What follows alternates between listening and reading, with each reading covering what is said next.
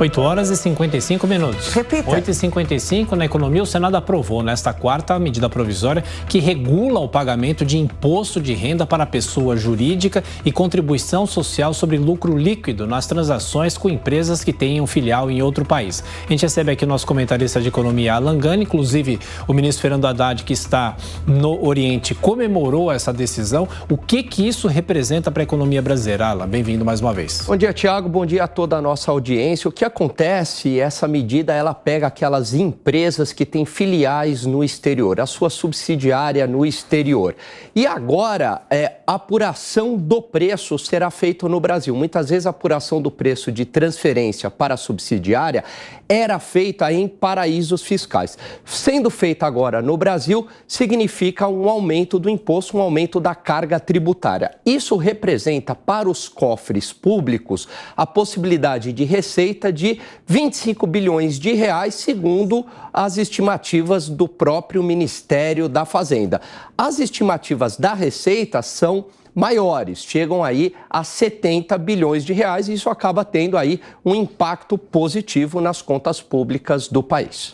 Agora, o governo tenta taxar, tenta buscar recursos. Essa é uma saída na sua avaliação como economista? Então, o governo, Tiago, ele optou pelo foco na arrecadação. Então, aumentando a eficiência tributária, aumentando a carga tributária, e ele não optou pelo corte de gastos públicos. Eu não acho que essa seja a melhor saída, a melhor medida. Por quê? Porque um aumento da carga tributária também pode ter um efeito inverso. À medida que você aumenta muito o imposto sobre a empresa, pode ter um desestímulo à atividade econômica. E apesar do aumento de imposto, do aumento da alíquota, cai a atividade econômica, cai a renda e aí a base de tributação fica menor e as empresas acabam gerando menos renda para o governo e o governo aí com menos tributos, né? Então eu não vejo que seja a melhor saída. A melhor saída seria o corte do gasto público. Claro, o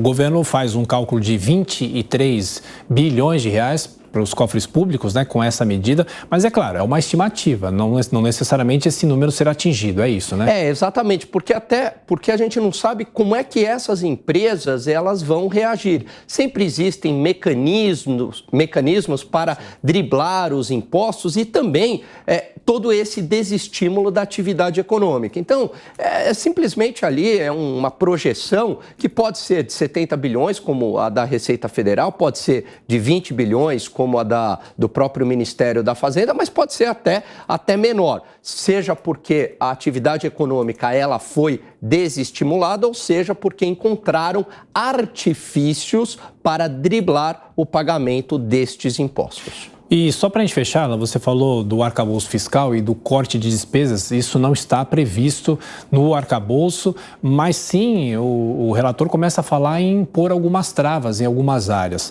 Agora, será que o Congresso ainda tem espaço para decidir sobre corte de despesas ou isso não cabe ao Congresso para decidir em relação ao arcabouço? Olha, cabe sim ao Congresso e a gente torce por isso. Surpreendentemente, este Congresso tem feito aí sinalizações bastante positivas em relação ao arcabouço fiscal, não só em relação ao arcabouço fiscal, também em relação ao próprio marco do saneamento. Mas as medidas seriam ali um contingenciamento de despesas automático caso não se cumpra a meta de superávit primário, a possibilidade de responsabilização do presidente da República, caso ele não cumpra a meta de superávit primário, e aí a possibilidade de impeachment, e também tirar essas exceções. Tem 13 exceções que não cumprem a regra do teto de gastos, né? Que começa ali com inflação mais 0,6, limitada a inflação